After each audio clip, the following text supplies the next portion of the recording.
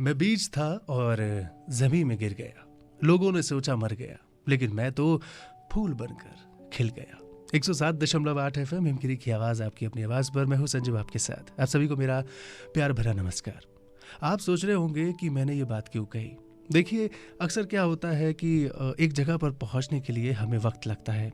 जगजीत सिंह ने भी कहा है कि नए परिंदों को उड़ने में वक्त लगता है, तो उस वक्त के बीच का सफ़र कैसा रहा कैसा नहीं ये हमें नहीं पता होता। तो आज एक ऐसे ही सफ़र के बारे में और ऐसे ही शख्सियत के बारे में आज हम आपसे बात भी करेंगे और साथ ही उनसे मिलवाएंगे भी। चलिए राज़ दिल खोलते और बताते हैं। हमारे साथ मौजूद है advocate Pankaj Holkar ji, director Edify world School Dehradun. इसके साथ ही जो है होलकर साहब जो है जनरल सेक्रेटरी है मानव वॉलंटरी यूथ ऑर्गेनाइजेशन के, और इस ऑर्गेनाइजेशन के सानिध्य में एक स्पेशल चाइल्ड स्कूल तरंग चलता है, तो उस पर भी जो है पंकज जी की जो है होल्ड है और साथ ही जो है पंकज जी उसके साथ काम कर रहे हैं। पंकज जी, इंट्रोडक्शन तो मैंने आपका दे दिया, अब हमारे श्रोताओं को आपकी मधुर सी और प्यारी सी आवाज़ भी सुनाते हैं। आपका बहुत बहुत स्वागत है हमारे स्टूडियोज़ में। 107.8 के सुनने वाले सभी जितने भी श्रोतागण हैं उन सभी को मेरा नमस्कार जी। और इस प्यारी सी सुबह में इस स्टूडियो में आपके साथ इस तरह का इंटरेक्शन हो रहा है, ये बहुत अच्छा लग रहा है। और जैसा आपने कहा कि जो वक्त लगता है किसी भी चीज़ को निकल के आने में या उसको आगे बढ़ने में, तो डेफिनेटली वो वक्त है। और जैसा कि आपकी बात से समझ में आया कि जगजीत जी ने कहा ये इस तरीके की जो डेवलपमेंट होती है वो टाइम टेकिंग प्रोसेस है। Yes, it is A time taking process. और आप बिल्कुल है। और इसी टाइम टेकिंग प्रोसेस पे पहला सवाल मेरा आपकी तरफ। अच्छा, मैंने इंट्रोडक्शन में श्रोताओं मैंने मानव वॉलंटरी यूथ ऑर्गेनाइजेशन की बात करी, तरंग की बात करी, तो कहीं ना कहीं पंकज जी ये जो दोनों संस्थाएं हैं, ये जो स्कूल है और संस्था है, ये आपके जीवन से जुड़ी है, तो किस तरह से आप इससे जुड़े हैं और ये संगठन का उद्देश्य क्या है, इनके क्या टारगेट्स हैं, ये मैं चाहूँगा कि ज़रूर आप हमारे श्रोताओं से शेयर करें। नहीं, बहुत बढ़िया क्वेश्चन आपने पूछा। मानव की जहाँ तक बात है, मानव ए वॉलंटरी यूथ ऑर्गेनाइजेशन, ये करीब स्टार्ट किया था हमने 94 में जी। 94 में जब हम जवान हुआ करते, स्टिल अभी भी हैं, लेकिन माशाल्लाह उस टाइम कुछ ज़्यादा हुआ करते थे, तो we started, we 4 people started this organisation. हमने स्टार्ट किया था और इस सोच के साथ किया था कि जो हमारी जो युवा शक्ति है उसको चैनलाइज करने की ज़रूरत है। उसको, उनके पास बहुत सारी एनर्जी है, लेकिन एनर्जी अगर चैनलाइज होगी, करेक्ट डायरेक्शन में लगेगी, तो हो सकता है कि जो आज चीज़ें हो रही हैं उससे बेहतर हो जाएं जी। तो इस सोच के साथ शुरू हुआ था और हमने करीबन 8 से 10 साल के अंतराल में हमने ये काम किया। We organise with the adventure activities, कि बच्चों को इकट्ठा करते थे, organise adventure camps in different part of the location वहाँ पे करते थे, जिसमें माउंटेनियरिंग होता था, रॉक क्लाइंबिंग हो गया, ट्रैकिंग हो गया, राफ्टिंग हो गया। हमारा ये मानना था कि बच्चे जो हैं वो पेरेंट्स की बात को एग्जैक्टली सुनते नहीं है, उन्हें लगता है कि उनको चैलेंज नहीं मिलता है। तो चैलेंज जो मिलता है वो एडवेंचर स्पोर्ट्स में, और एडवेंचर स्पोर्ट्स ऐसा है कि वहाँ पे रिजल्ट तुरंत है जी। If you do right thing at the right time you will get out of it. अगर आपने सही नहीं किया तो आपको रिजल्ट वहीं मिलेगा and you will be penalise for that.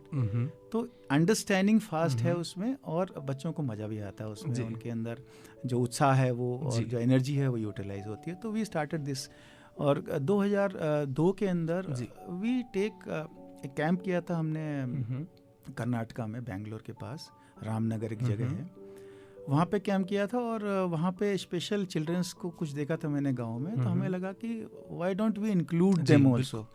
So it's a type of interaction.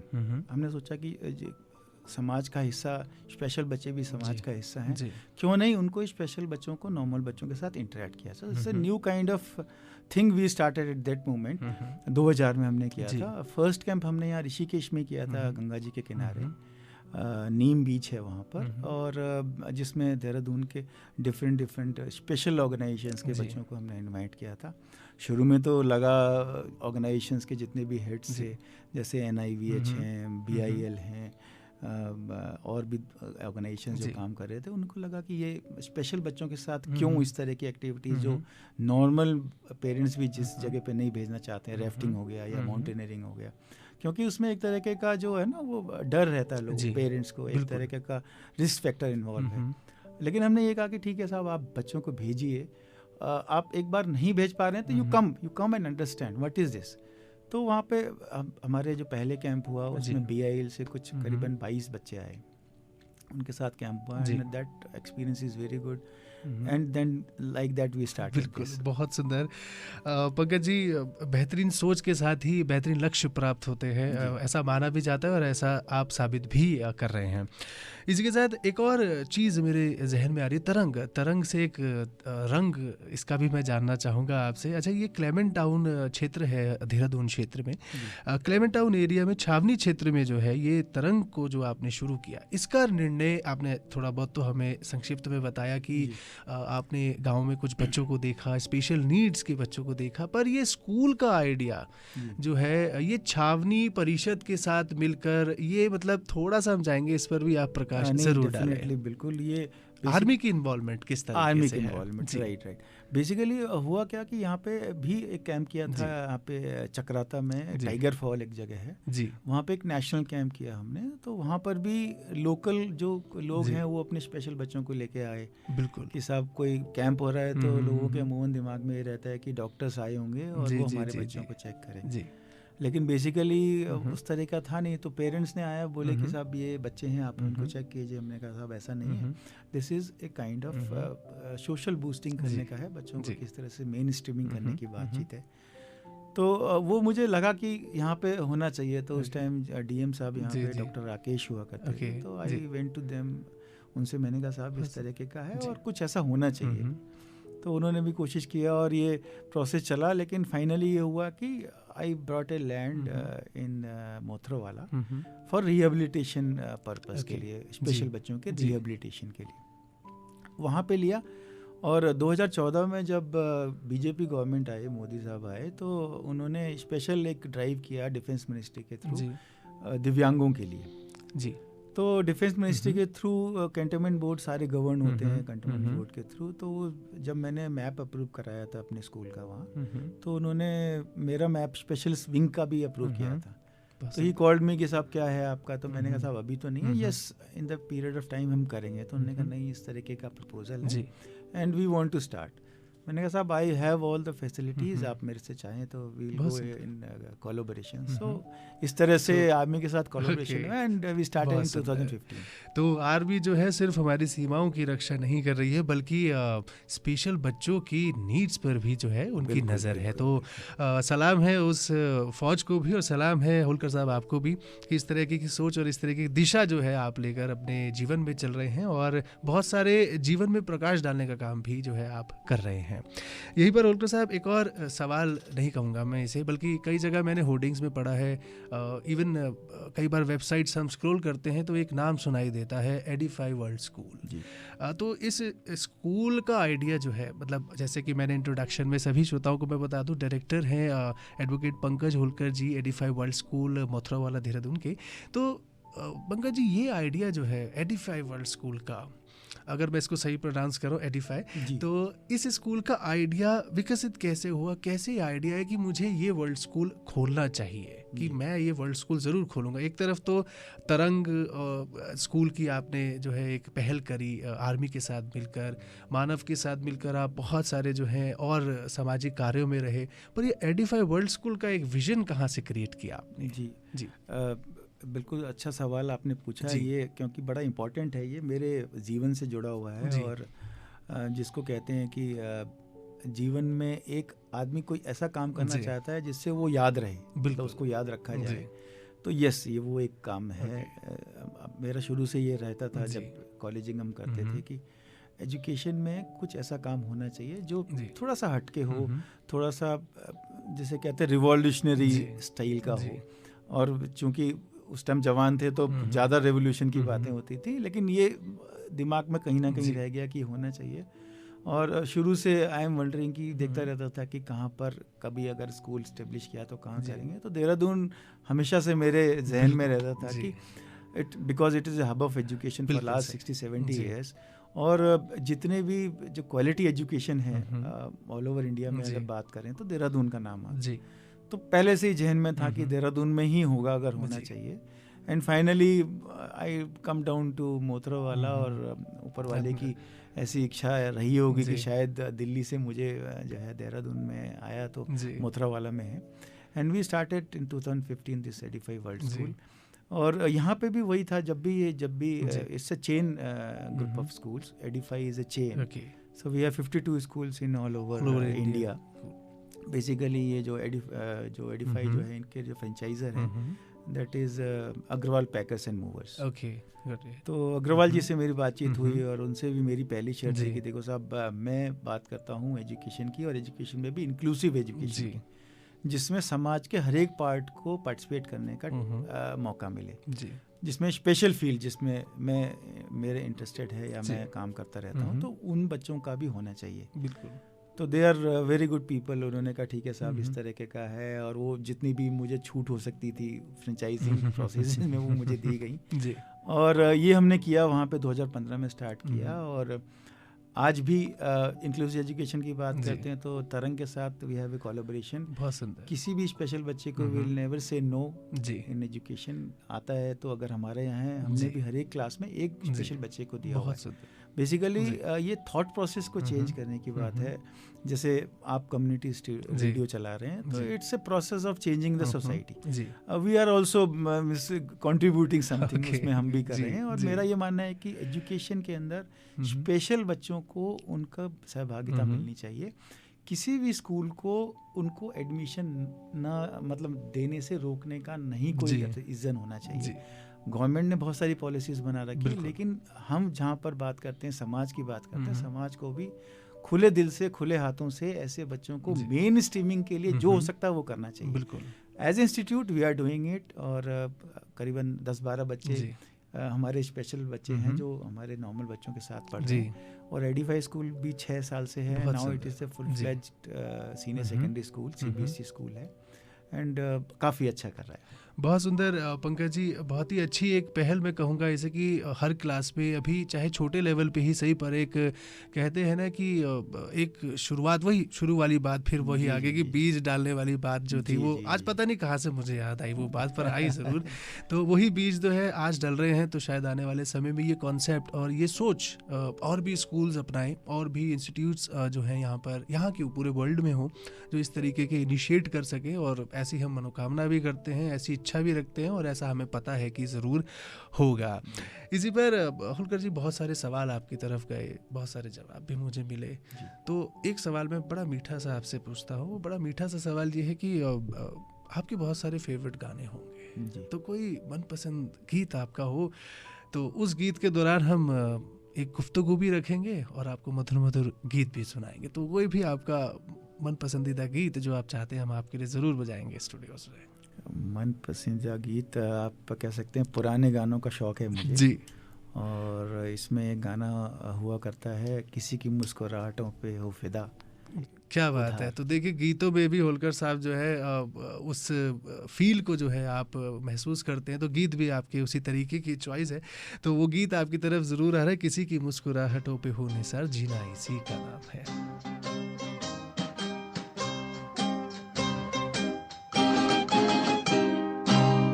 किसी की मुस्कुराहटों पे हो निसार, किसी का दर्द मिल सके तो ले उधार, किसी के वास्ते हो तेरे दिल में प्यार, जीना इसी का नाम है।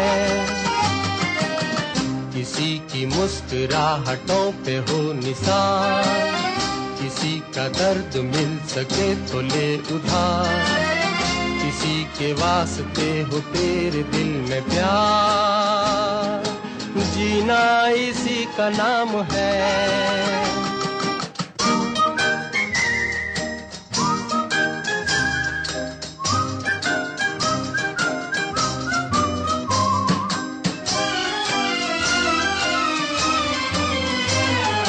माना अपनी जेब से फकीर है, फिर भी यारो दिल के हम अमीर हैं।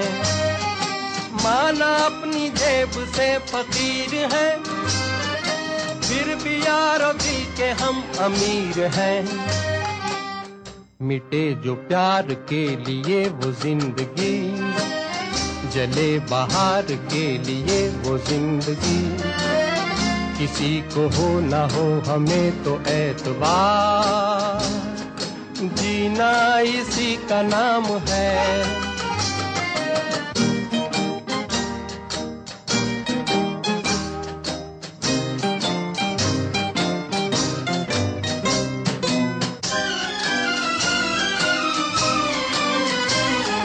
रिश्ता दिल से दिल के एतबार का, जिंदा है हम ही से नाम प्यार का। रिश्ता दिल से दिल के एतबार का, जिंदा है हम ही से नाम प्यार का। के मर के भी किसी को याद आएंगे, किसी के आंसुओं में मुस्कुराएंगे। कहेगा फूल हर कली से बार बार, जीना इसी का नाम है। किसी की मुस्कुराहटों पे हो निसार, किसी का दर्द मिल सके तो ले उठा, किसी के वास्ते हो तेरे दिल में प्यार, जीना इसी का नाम है।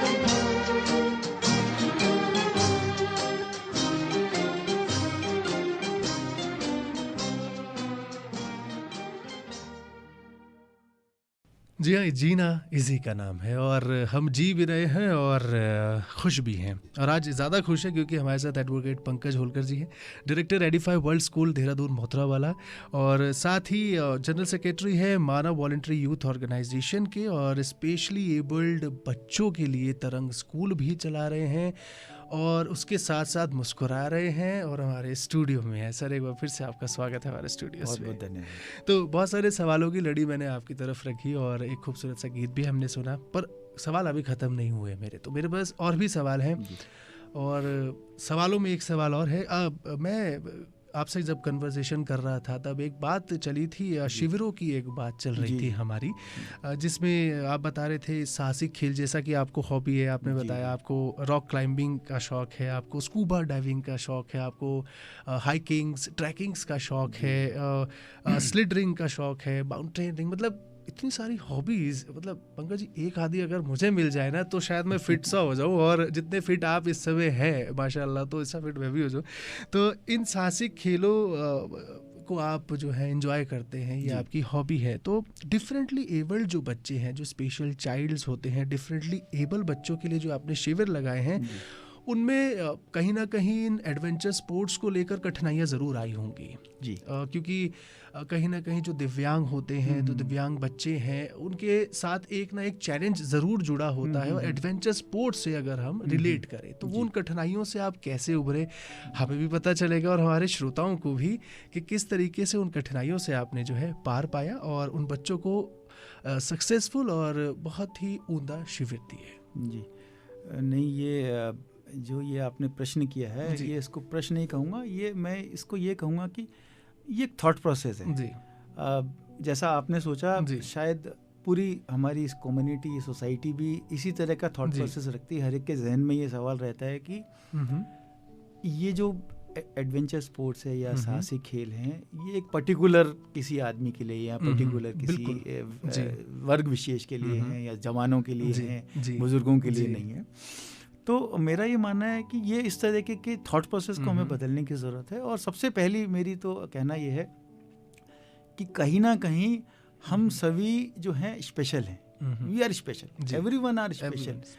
ऐसा है कि कोई चीज़, कोई आदमी कितने वक्त में क्या कर पाता है, और कोई दूसरा आदमी उसी चीज़ को कितने वक्त में कर पाता है। जैसे मैं एग्जांपल लूँ कि साहब मेरे से कोई कहे कि आप 100 मीटर की रेस कितनी देर में करेंगे, तो मैं हो सकता है कि 15 मिनट में करूं, हो सकता है उसी को कोई 12 मिनट में कर रहा है। तो इसका मतलब ये नहीं हुआ कि आई एम यूजलेस जी, तो कमियां हर एक में है, हर एक में कुछ ना कुछ कमियां हैं और कमियों के साथ ही हम इंसान हैं। अदरवाइज फिर भगवान की ज़रूरत नहीं होती, हम सब भगवान ही हैं। अगर अपनी कमियों को अगर हम निकाल के ठीक कर पाएँ तो हम सब कमियां के साथ हैं। और हम किसी को ये कहें कि तेरे पास ये कमी है इस वजह से तू ये नहीं करेगा तो इट इज़ रॉन्ग। तो मेरा मानना है ये एक तरह से पूरी तरह से गलत है। बिल्कुल। तो अगर हम एडवेंचर स्पोर्ट्स की बात करते हैं, जैसे साहसिक खेलों की स्पेशल जो बच्चों को जो कराने की बात है, हम भी उसी थॉट प्रोसेस, पूरे ऑर्गेनाइजेशन का थॉट प्रोसेस ये है, yes we are all with the minor, हमारे पास भी कमियां हैं, छोटी छोटी कमियां हैं, लेकिन हम उन्हें पूरा कर रहे हैं, मिलजुल के कर रहे हैं। और इन स्पेशल बच्चों को भी अगर सपोर्ट अपॉर्चुनिटी दी जाएगी तो they can do well, many times well, बहुत ज़्यादा कर सकते हैं। और किसी भी तरह का कोई फ़र्क, मुझे इतने साल हो गए, करीबन 28 साल से स्पेशल बच्चों के साथ काम कर रहा हूँ। किसी भी बच्चे को अगर अपॉर्चुनिटी मिलती है तो वो आगे निकल के बढ़ने के काम करता है और कहीं भी कोई कठिनाई नहीं है। बहुत सुंदर सोच। अच्छा होलकर साहब, आपकी बातें सुनकर मैंने ये सारी बातों को संक्षिप्त में एक शेर में तब्दील कर दिया। तो मैंने कहा ज़रूर शेयर करना चाहिए अपने श्रोताओं से भी। बहुत ही सुंदर सोच है और इस सोच को अगर हम तब्दील करें शेर में तो कुछ यूँ हो कि कभी आईने में देखें यूं तो हो, मैं नहीं तो मेरे जैसा तो हो। अरे वाह। कभी आईने में देखें कुछ यूं तो हो, मैं नहीं तो मेरे जैसा तो हो, यूं तो बादलों के पास हर किसी के लिए बूंदे हैं, मगर इतनी शिद्दत से कोई प्यासा तो हो। तो वो प्यास जगाने का काम आपकी तरफ से हो रहा है। बहुत ही सुंदर और बहुत ही खूब काम आपकी तरफ से हो रहा है। और श्रोताओं, अगर आप हमसे जुड़ना चाहते हैं और होलकर साहब से जुड़ना चाहते हैं, 9411331078, दोबारा बता रहा हूँ अंग्रेजी में, 9411331078, 9411331078। कॉल व्हाट्सएप मैसेज पर हम बैठे हैं और अपने सवाल हमें भेजते रहिए और जवाब आप तक ज़रूर पहुँचेंगे। कोई भी सवाल मन में उठा तो ज़रूर हमसे पूछिए। और हमारे साथ जुड़ने के लिए, स्पेशल चाइल्ड के बारे में और भी जानकारी चाहने के लिए, तरंग के बारे में जानकारी चाहने के लिए आप हमें 9411331078 पर व्हाट्सएप या मैसेज कर सकते हैं। अच्छा होलकर साहब, आगे धीरे धीरे बातों का मौसम बना। अच्छा, बीच में शेर भी आ गया कहीं से, लेकिन ये सोच, जब ऐसी सोचें हमें सुनने को मिलती है, हमें बहुत प्रेरणा मिलती है, हमें सीखने को मिलता है और हमें भी नई तरीके की दिशाएं मिलती हैं कि हम इस तरीके से भी जो है अपने काम को लेकर जा सकते हैं और अपने काम से ही ये दिशा भी निर्धारित कर सकते हैं।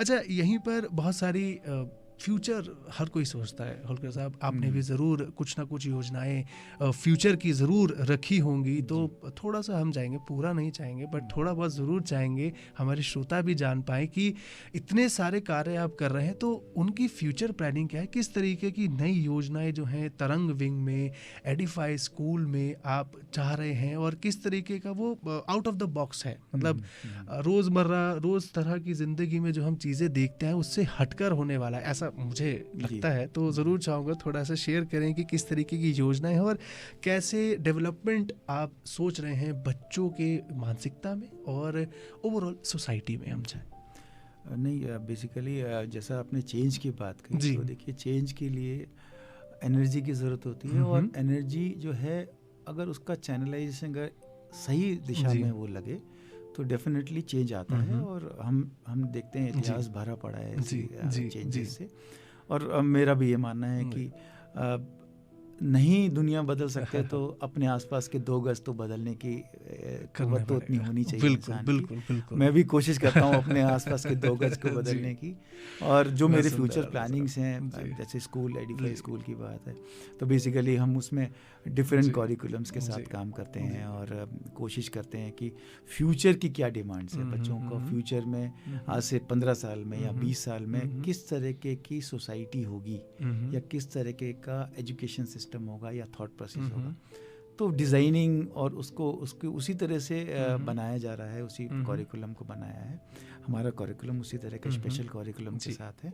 साथ ही साथ बात करते हैं, जैसे अभी आपने कहा कि साहब एडवेंचर स्पोर्ट्स बहुत करते हैं, मुझे भी कुछ मिलता तो I can also be fit, तो ज़रूर है।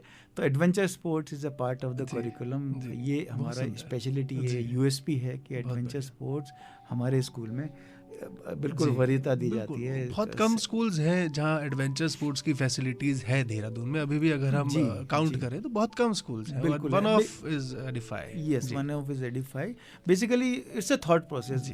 पेरेंट्स का इन्वॉल्वमेंट कम रहने की वजह से बच्चों को, देखिए मेरा ये मानना है कि अगर कहीं पे रिस्क नहीं लिया जाएगा तो वहाँ गेन भी कम होगा। बिल्कुल। तो for gain you have to take risk. तो एडवेंचर स्पोर्ट्स आजकल ऐसा नहीं है, बहुत अच्छे इक्विपमेंट्स हैं और इतने बढ़िया इक्विपमेंट्स हैं कि किसी भी तरीके की कैजुअलिटीज़ की चांसेस बहुत कम है। लेकिन फिर भी ये है कि पूरी एहतियात के साथ किया जाता है और एडवेंचर स्पोर्ट्स हमारा एक मेन यूएसपी है। साथ ही साथ हम बात करें, अगर तरंग की बात करें तो स्पेशल स्कूल का मेरा ये है कि सिर्फ मेरी जितने भी श्रोता हैं सुनने वाले या जितने भी एरिया में आपका ये मैसेज जा रहा है, उस एरिया के जितने भी स्कूल्स हैं सभी से मेरी ये एक रिक्वेस्ट रहेगी, एक करबद्ध प्रार्थना रहेगी कि वो भी अपने स्कूल में कम से कम 2-4 स्पेशल बच्चों को ज़रूर लें, ताकि it is not a responsibility of Edify, it is a community responsibility and being an education institute we all have this responsibility कि साहब अगर 2-4 स्पेशल बच्चों को अगर हम एकोमोडेट कर पाएँ, उनको एक अपॉर्चुनिटी दे पाएँ, तो मुझे लगता है कि हम मेन स्ट्रीमिंग आसानी से कर पाएंगे। बिल्कुल। और हम बात करते हैं कि गवर्नमेंट को ये करना चाहिए, तो we are all government, we are all the part of the government. बहुत ही सुंदर सोच और विचारधारा मैं कहूँगा होलकर साहब। बहुत ही अच्छी बात है कि बच्चों को वो चीज़ें मिले जो उन्होंने अभी तक महसूस नहीं करी है और उनको वो भी मिले जो वो चाहते हैं। अच्छा, बहुत सारे लोगों से हमने बात भी करी है, मैंने भी बहुत सारे स्कूल्स में विजिट करे, आपने भी करे होंगे। अच्छा, बहुत दिनों बाद मुझे ऐसा लगा है कि कोई स्कूल के डायरेक्टर मेरे साथ बैठकर स्कूल को बढ़ाने की नहीं, बच्चों को बढ़ाने की बात करें, तो ये एक अपने आप में खूबसूरत आभास है जो इस समय मुझे हो रहा है। तो मैंने सोचा ज़रूर शेयर करूं अपने श्रोताओं के साथ भी और ख़ुद के साथ भी और आपके साथ भी। यहीं पर पंकज जी, धीरे धीरे एक और सवाल मेरे जहन में आता है। आज फ्यूचर की बात हो रही थी, हमने ये कहा कि भाई बच्चों की हम फ्यूचर की बात कर रहे हैं, इस तरीके का करिकुलम हम लेकर आएंगे, इस तरीके की एक्टिविटीज़ हम लेकर आएंगे, हम स्पेशल नीड्स वाले बच्चों को भी स्पेशल फील नहीं कराएंगे, नॉर्मल फील कराएंगे, हम हर तरीके की चीज़ें सोच रहे हैं। एक बार बच्चा आपके यहाँ आया, आपने उसको हर तरीके से फीड किया, हर तरीके से आपने चाहा, जो आपकी सोच है आपने उनके साथ उस तरीके से उनको डेवलपमेंट प्रोग्राम में उनको डेवलप किया। लेकिन एक बार जब बच्चा आपके हाथ से जाएगा स्कूल के बाहर या तरंग इंस्टीट्यूट्स के बाहर, तब वो हायर एजुकेशन की ओर अग्रसर होगा। तो उन हायर एजुकेशन स्टैंडर्ड्स जो यूनिवर्सिटीज़ हैं, कॉलेजेस हैं, इंस्टीट्यूट्स हैं, उनसे आप क्या कहना चाहेंगे? क्योंकि बहुत सारे अभी भी ऐसी यूनिवर्सिटीज़, इंस्टीट्यूट्स हैं जहाँ इस सोच को जगह नहीं मिल पा रही है। तो उनसे भी हम चाहेंगे आप अनुरोध करें, या जो भी आप कहना चाहें, जो भी आपका प्रस्ताव हो, मैं कहूँगा प्रस्ताव, मैं ज़रूर उस शब्द को इस्तेमाल करूँगा क्योंकि ये बहुत ही ज़रूरी शब्द है, तो वो ज़रूर आप रखें जो हमें हायर एजुकेशन यहाँ सुन रहे हैं। आई गेस अगर मैं काउंट करूँ तो कम से कम 17 इंस्टीट्यूट्स इस समय हमें ज़रूर सुन रहे होंगे और आसपास ही 17 इंस्टीट्यूट्स में ज़रूर ये बात पहुँचे, ताकि आपकी ये सोच जो है सिर्फ प्राइमरी एजुकेशन नहीं, हायर एजुकेशन में भी ट्रांसफ़र हो जाए। तो वो प्रस्ताव और वो सोच ज़रूर हम चाहेंगे उन लोगों के साथ और उन बुद्धिजीवियों के साथ आप ज़रूर शेयर करें। नहीं, ये बहुत अच्छी सोच, आपने बहुत अच्छा विषय उठाया है। बेसिकली हम बात करते हैं सेकेंडरी एजुकेशन के बाद नेक्स्ट क्या। जब एक बच्चा जो है सोसाइटी की तरफ जाता है, स्कूलिंग से निकल के कॉलेज की तरफ जाता है या कॉलेज से निकल के हायर स्टडीज़ की तरफ, तो समाज का अहम हिस्सा बनने की कवायद में रहता है, उस डायरेक्शन में रहता है। और अगर उस टाइम पर उसको गाइडेंस मिले या सपोर्ट मिले, जैसे हायर एजुकेशन इंस्टीट्यूट्स हैं, आपने कहा 17 इंस्टीट्यूट्स हैं, मैं मानता हूँ कि देहरादून में, पूरे देहरादून को देखा जाए तो it's more than 50 organisation, big organisations, और थाउजेंड्स ऑफ थाउजेंड, हजारों बच्चे वहाँ पर पढ़ रहे हैं, देहरादून से भी और देहरादून के बाहर से। मेरा सिर्फ इतना कहना है कि यस, मौका, अपॉर्चुनिटी सभी को दे रहे हैं, सारे इंस्टीट्यूट्स बहुत अच्छा कर रहे हैं, सिर्फ थॉट प्रोसेस बदलने की बात है। माइनर चेंजेस, बहुत बड़े चेंजेस की ज़रूरत नहीं है, सिर्फ 2, 3, 4 बच्चों को एडमिशन मिल जाए जो स्पेशल फील्ड से बच्चे हैं उनकी काबिलियत देखी जाए, ना कि वो क्या नहीं कर सकते वो देखा जाए। अगर देखा जाए पॉजिटिव एटीट्यूड के साथ, पॉजिटिव अप्रोच के साथ देखा जाए, तो मुझे लगता है कि देहरादून के आसपास कोई भी ऐसा स्पेशल बच्चा नहीं रहेगा जिसको अपॉर्चुनिटी ना मिले जी। और अपॉर्चुनिटी मिलने का अधिकार तो हमें देता है संविधान, सबके लिए देता है। एक इक्वल अपॉर्चुनिटी की बात होती है हमारे संविधान में, तो हमारे पास भी ये देने के लिए है। Education as a being educationist हमारा ये फर्ज बनता है कि हम आगे बढ़ के ऐसे लोगों को हाथों हाथ लें और कम से कम उनको एक अपॉर्चुनिटी जिंदगी में जरूर दें, ताकि वो अपने आप को स्टेब्लिश कर सकें। और देखिए, एक सोसाइटी के अंदर एक इज्जतदार नागरिक बनना ये अपने आप में एक बहुत बड़ी बात है। आप पैसा कमा सकते हैं, बहुत कुछ चीजें कर सकते हैं, लेकिन एक रेपुटेटेड, एक इज्जतदार जो नागरिक होता है, उसके अलग ही रुतबा होता है, उसकी अलग कहानी होती है। तो वो एक अपॉर्चुनिटी हम जरूर देनी चाहिए। और ये मेरा सबसे रिक्वेस्ट रहेगी, क्या करबत प्रार्थना रहेगी सभी ऑर्गेनाइजेशन से, वो जरूर इसको देखेंगे और कोशिश करेंगे। बिल्कुल ऐसा ज़रूर हो और लोग जो हैं एक अलग नज़र से और अलग नज़रिए से दुनिया को देखें। अच्छा, आपकी सोच होलकर साहब सही मायने में सिर्फ एजुकेशन तक सीमांत नहीं है, इसकी जो सीमाएं हैं वो एजुकेशन तक नहीं है, कहीं ना कहीं इसकी जड़ें समाज में भी जाती हैं। ये सामाजिक तौर पर भी बदलना इस चीज़ को बहुत ज़रूरी है और आम जनता की और युवाओं की सोच भी यहाँ पर ज़रूर बदलेगी, उन बच्चों के प्रति, उन लोगों के प्रति, समाज के प्रति, दुनिया के प्रति, हर किसी के प्रति। तो यहीं पर एक और सवाल नहीं कहूँगा मैं इसे, बट एक फ़र्क ज़रूर जानना चाहता था मैं।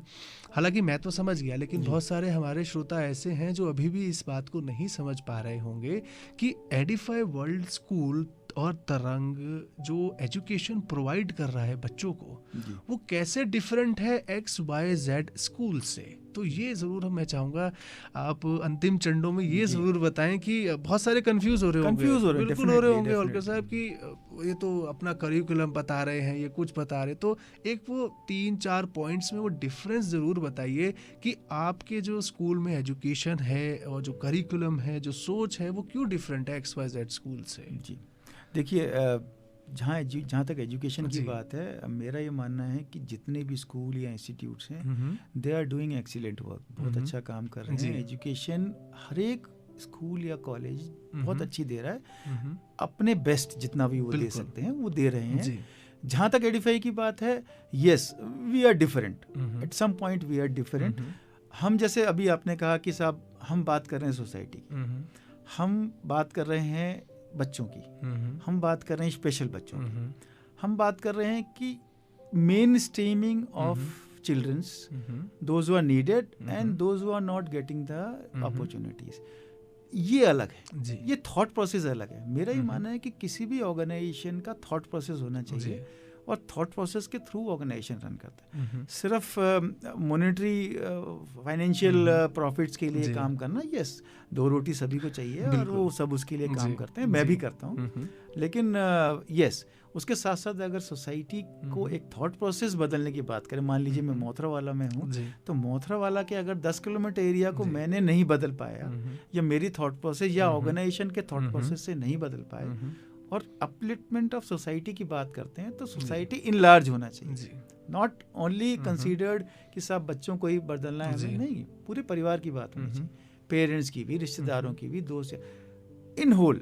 अगर सोसाइटी को कन्वर्ट कर पाए, convert towards a positive atmosphere, हम एक पूरी थॉट प्रोसेस को बदल पाए, तो मुझे लगता है किसी भी इंस्टीट्यूशन का होना और ना होने में सिर्फ एक ये फर्क है जो हमारे पास है। बिल्कुल और कोशिश करते हैं, यही कहते हैं ना कि सबसे बड़ा जो फर्क पैदा होता है वो सोच से ही होता है। तो 100%। सोच पर काम होगा तो बहुत सारे फ़र्क अपने आप नज़र आएंगे। और वो कहते हैं कि मंजिल मिलती है परिंदों को यकीनन, ये फैले हुए उनके पर बोलते हैं, मगर दुनिया में खामोश रहते हैं वो लोग जिनके ज़माने में हुनर बोलते हैं। तो एडिफाई वर्ल्ड स्कूल के बच्चों के ज़माने में हुनर बोल रहे हैं और बोलेंगे भी, क्योंकि बहुत सारे काम हम वेबसाइट पर चेक करते रहते हैं, हम देखते रहते हैं, हमारे पास अपडेट्स भी आते हैं, तो बहुत अच्छा लगता है कि इस तरीके के डिफरेंट काम भी हो रहे हैं। और बच्चों की शुरुआती चरणों में ही, शुरुआती कदमों में ही जो है बच्चों को डेवलपमेंट के टीके दिए जा रहे हैं, जबकि वो वाला टीका नहीं दिया जा रहा है जिससे बच्चा दिशाहीन हो जाए। उसको एक दिशा का जो है इंजेक्शन दिया जा रहा है, जिससे वो इंजेक्ट हो रहा है और एनर्जाइज हो रहा है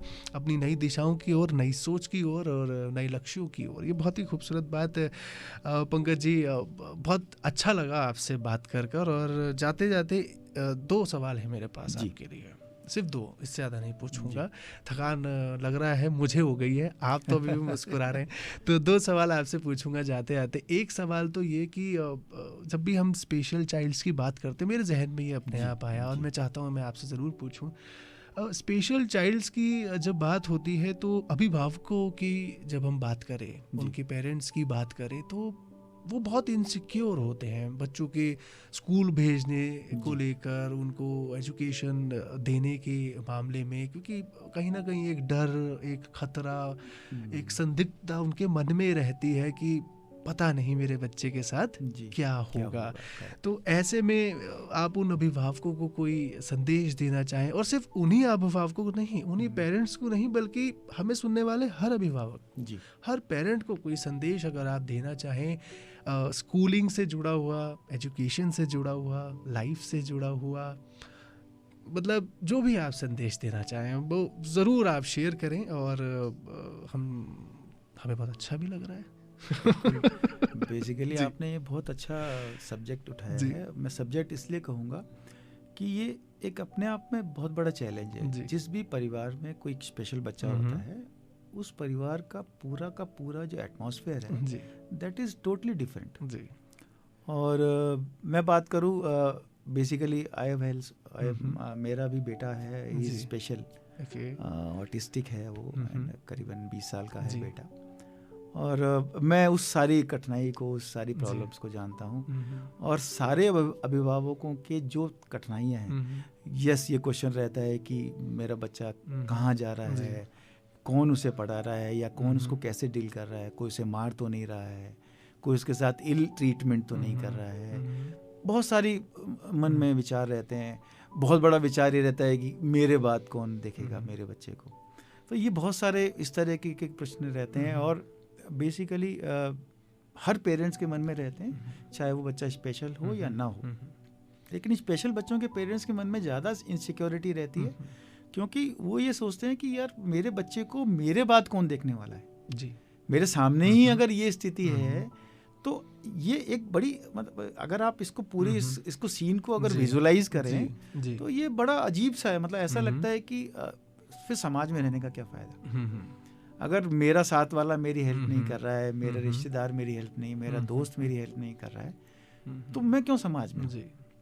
तो ये जो प्रोसेस है, इसको मुझे लगता है कि यहाँ पे कुछ चेंजेस की जरूरत है। और सोसाइटी, मैं कह रहा हूँ बहुत अच्छी चीज़ें हो रही हैं। अब मैं बात करूँ 20 साल पहले, जब 22 साल पहले हम लोगों ने जब शुरू किया था काम, उस वक्त हालात डिफरेंट ही थे। गवर्नमेंट इस बारे में बड़ी जो है ना उस तरह से नहीं सोचती थी। अब तो गवर्नमेंट बहुत अच्छा, बहुत दिव्यांगों के लिए बहुत सारे नए नए चीज़ों पे काम कर रही। अभी भी हमें, लेकिन सोसाइटी लेवल पे तो हमारी अपनी जो सोसाइटी है उसको जागृत होना पड़ेगा।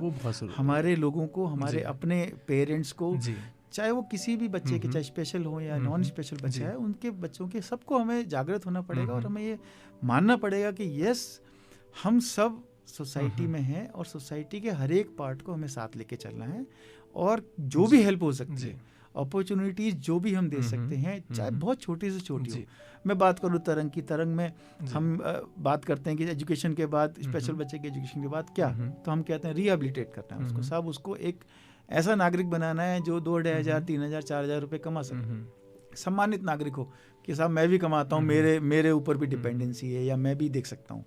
तो वो एक जो भाव होता है कि मैं अपने घर के लिए कमाऊंगा, मैं भी 2 पैसे मैं भी घर में ले जाके दूंगा, वो जो आत्मसंतुष्टि होती है, वो जो गर्व का जो अभिमान होता है आदमी को कि मैंने कमाया या मैंने किया ये, तो वो उन बच्चों को भी होना चाहिए। हम उनकी मैं बात करूं तो 6 बच्चे अभी तक हमने कोशिश की है मेन स्ट्रीमिंग करने की। जैसे वहाँ आर्मी कैंटीन है, CSD, वहाँ पे हमने एक बच्चे को लगा दिया, कहीं किसी ऑर्गेनाइजेशन, तो हम बात करते रहते हैं ऑर्गेनाइजेशंस के HRs के साथ कि साहब ठीक है, आप भी कम से कम कंपनी में 50 लोग, अरे एक बच्चे को आप जॉब दे दीजिए, पियोन का जॉब भी दे दीजिए, फाइल उठा के ले जाने का जॉब, छोटा सा देंगे तो आप ये सोचिए कि आपने एक को नहीं दिया, आपने 4 लोगों को आगे सपोर्ट किया। बिल्कुल। उसके परिवार के 4 लोग सपोर्ट हुए और उसका जो कॉन्फिडेंस लेवल कहाँ जाता है। जी जी।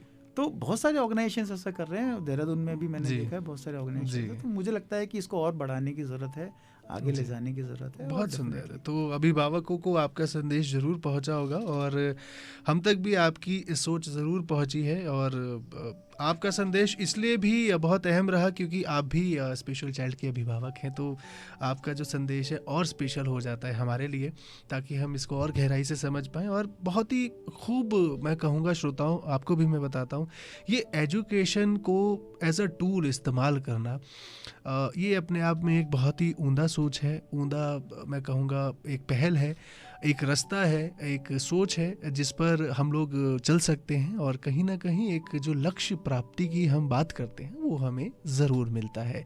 तो एडिफाई वर्ल्ड स्कूल एक ऐसा ही संस्थान है जहाँ से इस तरीके की सोच निकल रही है। तरंग स्कूल है जहाँ से इस तरीके की सोच पनप रही है और इस तरीके की सोच को बढ़ावा दे रहे हैं और पुश कर रहे हैं हमारे एडवोकेट पंकज होलकर जी। तो होलकर जी, बहुत अच्छा लगा आपसे वार्ता करके, आपसे जानकर बहुत सारे नए ज्ञान प्राप्त हुए, बहुत सारी नई बातें पता चली। और इसी बीच मैंने आपसे 2 सवाल की बात कही थी पर अब ये 3 हो गए हैं। अच्छा। तो फटाफट मैं आपसे वो दूसरा सवाल पूछता हूँ। दूसरा सवाल बहुत ही अलग सा सवाल नहीं कहूँगा, बट बहुत ही आम सवाल है और इस सवाल का इस इंटरव्यू से कोई लेना देना नहीं है जी।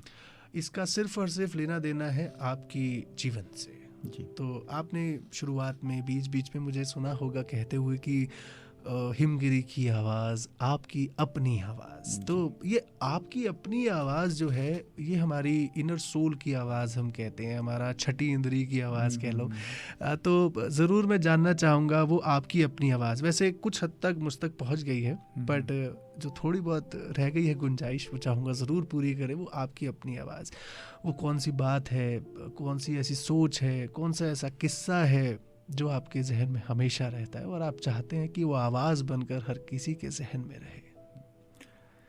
नहीं, ये जो आपने कहा आपकी आवाज़ और हिमगिरी को मैं बहुत बधाइयाँ देना चाहूँगा कि ऐसा प्लेटफॉर्म बनाया हिमगिरी यूनिवर्सिटी ने कि जो हमारे अपनी आवाज़ जिसे कहते हैं या सोसाइटी की आवाज़ कहूँगा इन लार्ज की, वो यहाँ पे रिप्रेजेंटेशन होता है, यहाँ पे आती है, श्रोताओं तक पहुँचती है, सोसाइटी तक पहुँचती है। और जहाँ तक आपने बात करी कि मन की आवाज़ क्या है, तो मन की आवाज़ या मेरी अपनी आवाज़ अगर मैं कहूँ कि स्पेशल सिर्फ इतना है कि एजुकेशन जो है वो एक ऐसे मुकाम तक पहुँचे, बच्चों तक हम डिलीवरी जो एजुकेशन की एग्जैक्ट डिलीवरी जिसे हम कहते हैं कि सही मायने में पहुँच जाए लेने वाले तक, बिल्कुल वो इंश्योर हो जाए।